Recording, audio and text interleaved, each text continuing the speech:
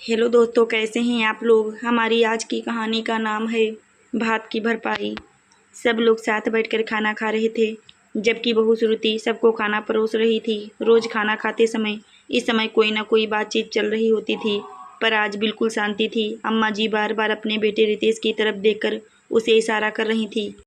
शायद वो उसके जरिए श्रुति से कोई बात कहना चाहती थी, पर रितेश तो उनकी तरफ ध्यान ही नहीं दे रहा था। वो तो अपने खाने में ही मगन था। ये देखकर अम्मा जी को बड़ा गुस्सा आ रहा था। तभी अम्मा जी ने अपनी बेटी कमला की तरफ इशारा किया। अम्मा जी का इशारा पाते ही कमला ने श्रुति से कहा, भाभी, अपने राहुल की शादी के सारे काम तो सही चल रहे हैं। हमने शॉपिंग भी शुरू कर दी है और अब तक आधे से ज़्यादा शॉपिंग हो भी चुकी है, पर अभी तक भात की पर्ची नहीं। उसका इतना कहना ही हुआ कि श्रुति ने गुस्से से उसकी तरफ घूरा। ये देखकर वो चुप हो गई। ये देखकर अम्मा जी बिगड़ गईं। अरे, ये क्या तमाशा लगा रखा है। शादी में नाक कटाने पर तुली हुई है, भात की पर्ची क्यों नहीं बनवा रही है। मैं अपने भाई से बात बिल्कुल नहीं लूँगी। कह दिया ना एक बार, फिर बार बार एक ही सवाल क्यों किया जा रहा है मुझसे। श्रुति ने अपनी आवाज़ को तेज करते हुए कहा, क्यों नहीं लेगी भात। तू कोई अनोखी है क्या।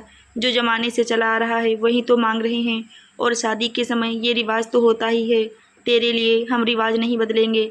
अम्मा जी ने जवाब दिया, जो ज़माने से रिवाज चला आ रहा है उस रिवाज को मैं ख़त्म कर रही हूँ। मुझे ज़माने से कोई लेना देना नहीं। श्रुति ने कहा, अरे वाह, तेरे कहने पर हम रिवाज ख़त्म कर देंगे। अगर रिवाज ख़त्म करेगी तो तेरे मायके वाले भी यहाँ तेरे बेटे की शादी में नहीं आएंगे। कह देती हूँ मैं तुझे। अम्मा जी भी अपनी ही टेक में बोली, क्यों नहीं आएंगे, वो लोग ज़रूर आएंगे। बेटा मेरा भी है और उसकी शादी है। मैं अपने मायके वालों को ज़रूर बुलाऊंगी। श्रुति ने कहा, श्रुति, तुम क्यों अम्मा से बहस किए जा रही हो। तुम्हें पता है ना कि भाई से बच्चों की शादी में भाग लेना एक रिवाज होता है, तो तुम क्यों रिवाज बदल रही हो। अब की बार श्रुति के पति रितेश ने कहा, हाँ, मैं रिवाज बदल रही हूँ, और अब इस रिवाज को बदलने की ज़रूरत भी है। मुझे अपने भाई भाभी पर बोझ नहीं बनना है। श्रुति ने दृढ़ संकल्प होते हुए कहा, अरे ऐसे क्या, बिल्कुल ही फकीर हो गए हैं तेरे मायके वाले। बहन बेटी को देने में ही गरीबी आ गई। अम्मा जी जानबूझकर ऐसे शब्द बोलने लगी जो श्रुति को चुभ रहे थे। आपको जो कहना है कहो अम्मा जी, पर फिर भी मैं बात नहीं लूँगी। आप जैसे लोगों की सोच के कारण ही बेटियां मायके वालों पर बोझ बन जाती हैं। श्रुति ने दृढ़ संकल्प होते हुए कहा, अरे ऐसे क्या, बिल्कुल ही फकीर हो गए हैं तेरे मायके वाले। बहन बेटी को देने में ही गरीबी आ गई। अम्मा जी जानबूझकर ऐसे शब्द बोलने लगी जो श्रुति को चुभ रहे थे। आपको जो कहना है कहो अम्मा जी, पर फिर भी मैं बात नहीं लूँगी। आप जैसे लोगों की सोच के कारण ही बेटियां मायके वालों पर बोझ बन जाती हैं। मायके में ज़रूरत हो तो बेटियां मुँह छुपाकर एक तरफ बैठ जाएं, उनकी जिम्मेदारी नहीं है। लेकिन मायके से लेना हो तो फट से पर्ची बना करके पहुँच जाएं। बस बहुत हो गया। जब मैंने कोई जिम्मेदारी नहीं निभाई तो मैं वहाँ से लेने का हक भी नहीं रखती। श्रुति ने कहा और अंदर चली गई। अंदर कमरे में जाकर वो पलंग पर चुपचाप बैठ गई। पर बाहर से अम्मा जी के बड़बड़ाने की आवाज़ लगातार अंदर आ रही थी। सुन सुनकर उसका मन का सहला सा हो गया। घर में उसके बेटे राहुल की शादी थी, हंसी खुशी का माहौल था, पर ऐसे में ये सब बातें सुन सुनकर उसका मन दुखी हो रहा था। आखिर एक रिवाज के पीछे बेवजह घर का माहौल खराब हो रहा था। श्रुति और रितेश के बेटे राहुल की शादी में अभी 20 दिन शेष थे। ये इस पीढ़ी की पहली शादी थी, इसलिए ननद कमला पहले ही आ चुकी थी, शादी की तैयारी करवा रही थी। अम्मा जी की हर चीज़ पर पैनी नज़र थी, पर जब उन्होंने भात की पर्ची तैयार करवाने की बात कही तो श्रुति साफ मुकर गई। ये कहकर कि अब वो इस रिवाज को बदल देना चाहती है, कारण उसके ससुराल वालों का रवैया। श्रुति जब इस घर में शादी होकर आई थी तब घर में अम्मा जी, पति रितेश और ननद कमला ही थे। कमला की उस समय शादी नहीं हुई थी। श्रुति के पिता ने कर्जा सिर पर लेकर अपनी बेटी की शादी की थी, क्योंकि अम्मा जी को दहेज चाहिए था, और इसकी मांग उन्होंने शादी के 15 दिन पहले ही की थी। अब अचानक हुई मांग के कारण उसके पिता को कर्जा लेना ही पड़ा, और कर्जा लेकर ये शादी हो गई। उस दहेज को देखकर अम्मा जी तो खुश हो गईं, लेकिन उसके पिता की स्थिति खराब हो चुकी थी। इस कारण वो साल भर के त्यौहार भी नहीं कर पाए। और फिर 1 साल बाद कमला की जब शादी हुई तो उसकी शादी में बहू के मायके से जो भात आता है वो भी नहीं दे पाए। बस अम्मा जी इसी बात से नाराज़ हो गईं, और उन्होंने अपने खुद के दिए गहने तो अपने पास रखे थे। श्रुति के मायके से आए हुए गहने भी ये कहकर ले लिए कि ये गहने उस भात की भरपाई है जो हमें मिलना चाहिए था और तुम्हारे माता पिता ने नहीं दिया। सब कुछ रितेश के सामने हुआ था, लेकिन मजाल की उसने कभी कुछ कहा हो। हालांकि जब राहुल हुआ था तब उसके जन्म पर श्रुति के पिता ने पहरावनी दी थी, क्योंकि उस समय उनकी स्थिति में सुधार हो चुका था। लेकिन जो कमी एक बार हो गई वो कभी तो फिर ससुराल वालों को पूरी ज़िंदगी भर नजर आती है। इसलिए जब चाहे अम्मा जी इस बारे में उसे ताने मार ही देती। लेकिन अभी पिछले साल श्रुति के माता पिता का एक्सीडेंट हो गया, जिसमें उसकी मम्मी तो चल बसी, लेकिन उसके पिता कई दिन तक अस्पताल में एडमिट रहे थे। उसके भाई भाभी ने दोनों जगह पूरा संभालने की कोशिश की थी, लेकिन इस सब में व्यापार बुरी तरह से नुकसान में चला गया। तब उसकी भाभी ने ज़रूर श्रुति से मदद मांगी थी, दीदी अगर हो सके तो थोड़ी बहुत मदद कर दो, आपको तो घर की स्थिति पता ही है, जब स्थिति में सुधार होगा तो मैं आपको पैसे वापस करवा दूंगी। श्रुति को भी अपने मायके की स्थिति का पता था, इसलिए उसने रितेश से इस बारे में बात की, लेकिन रितेश ने हाँ नहीं कहा तो ना भी नहीं कहा, पर इतना ज़रूर कहा कि वो अम्मा से पूछे बगैर कोई फैसला नहीं लेगा।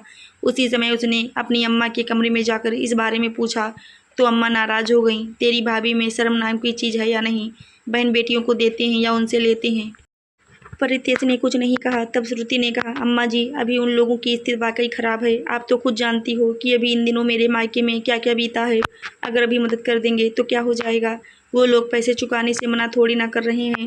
क्यों, हमारे पास क्या खजाना गड़ा हुआ है जो जब उन्होंने मांगा तब निकाल कर दे दिया? साफ साफ मना कर दे, हम कोई मदद नहीं करेंगे। वैसे भी आए दिन तेरे मायके की स्थिति में कुछ ना कुछ खराबी रहती ही रहती है। बेटी की भात खाकर बैठे हुए हैं, कहाँ से तरक्की करेंगे? जब तक उस बात की भरपाई नहीं होगी ना, तब तक उनकी स्थिति ठीक भी नहीं होगी। अम्मा जी ताना मारते हुए बोले। उसके आगे श्रुति कुछ कह नहीं पाई। आखिर किस मुंह से अपनी भाभी को मना करे, पर जवाब तो देना ही था, तो उसने अपनी भाभी को फ़ोन कर मना कर दिया। हालांकि उसकी भाभी उसकी स्थिति जानती थी, इसीलिए ज़्यादा कुछ नहीं बोली। कुछ दिनों बाद उसके पिता की भी मृत्यु हो गई, तो वो मायके 15 दिन रुकी थी। उस दौरान उसने खुद देखा था कि घर की स्थिति कितनी ज़्यादा खराब हो चुकी है। एक बार फिर उसने रितेश से कहा, पर रितेश ने अम्मा का बहाना कर मना कर दिया। तब श्रुति ने चिढ़कर कहा था, हर बार अम्मा से पूछना जरूरी है क्या? शादी के इतने सालों बाद भी तुम अपने आप से कुछ फैसला नहीं ले सकते हो। ये सुनकर रितेश नाराज हो गया। तुम मुझे मेरी अम्मा के खिलाफ भड़का रही हो। मैं अपनी अम्मा को बताए बगैर कोई फैसला नहीं लेता। सब तुम्हारे माता पिता की गलती है, इसकी भरपाई तो तुम्हारे मायके वालों को करनी ही पड़ेगी, रितेश ने थोड़ी ऊंची आवाज़ करके कहा। इसलिए श्रुति चुप हो गई। आखिर घर में इतने लोग मौजूद थे। खैर उस समय तो भाभी के मायके वालों ने उनकी मदद की थी, पर भाभी की बहन ने तो श्रुति पर ताना कस ही दिया था। रिश्ते हमेशा लेने के ही नहीं होने चाहिए, कभी कभी देने के भी होने चाहिए, तभी रिश्तों की मर्यादा रहती है। सुनकर श्रुति कुछ नहीं कह पाई थी, बस उसकी आंखों में आंसू आ गए थे। उस समय राहुल भी वहीं था। अपनी मम्मी की आंखों में आंसू देखकर वो कुछ बोलने को हुआ, लेकिन श्रुति ने इशारे से मना कर दिया। लेकिन मन ही मन ये निर्णय जरूर ले लिया था कि वो आज के बाद मायके से कभी कुछ लेगी भी नहीं, क्योंकि उसने तो कभी कोई जिम्मेदारी उठाई ही नहीं है। हालांकि राहुल ने बाद में अपने माता पिता से पूछे बगैर भी अपने मामा जी को मदद करने की कोशिश की थी। तब उसके मामा जी ने ये कहकर इनकार कर दिया कि पैसों का बंदोबस्त हो चुका है, फिर कभी ज़रूरत पड़ेगी तो बोल देंगे। अभी श्रुति अपने कमरे में बैठकर ये सब सोच ही रही थी कि तभी बाहर से राहुल की आवाज़ आई। उसकी आवाज़ सुनकर श्रुति भी बाहर आ गई। अम्मा नहीं लेना तो नहीं लेना, ये बात का रिवाज ख़त्म करो, बेवजह दूसरों पर बोझ क्यों डाल रहे हो? मैं इस फैसले में अपनी मम्मी के साथ हूँ। अरे वाह, हमारे खिलाफ बोल रहा है। देखा, अपने बेटे को भी अपने ही बस में कर रखा है इसने, वो भी हमारी नहीं सुन रहा है, अम्मा ने रितेश से शिकायत करते हुए कहा। सुनकर रितेश राहुल से कुछ कहने को हुआ तो उसने कहा, जब अम्मा आपका बेटा आपकी सुन रहा है तो मैं अपनी मम्मी की क्यों नहीं सुनूंगा? आपका बेटा आपकी बात सुने तो आदर्श बेटा, और मैं अपनी मम्मी की सुनूं तो गलत। शादी मेरी है तो मेरी मम्मी को भी फैसला लेने का पूरा हक है। अगर वो बात नहीं लेना चाहती हैं तो मैं उनके साथ हूँ। अगर ज़्यादा ज़बरदस्ती की ना तो शादी से इनकार कर दूंगा, फिर आप जानो आपके रिश्तेदार जाने। राहुल गुस्से में बोलकर वहां से निकल गया। अम्मा जी गुस्से में श्रुति की तरफ देखने लगी तो श्रुति ने मुस्कुराकर कहा, अम्मा जी अब जाकर सच में भरपाई हुई है। बात की भरपाई आपने मेरे गहने रखकर पूरी कर ली थी, लेकिन इतने दिनों के कर्म की भरपाई अब पूरी हो चुकी है, क्योंकि अब मेरे लिए भी बोलने वाला कोई है इस घर में। अब तो किसी की कुछ कहने की हिम्मत ही नहीं थी। आखिरकार शादी श्रुति के अनुसार ही हुई, जिसमें भात लेने का रिवाज खत्म कर दिया गया। हालांकि भाई भाभी ने भी भात देने के लिए खूब कहा, लेकिन श्रुति ने साफ इनकार कर दिया। आशा करती हूँ दोस्तों आपको हमारी कहानी ज़रूर अच्छी लगी होगी। धन्यवाद।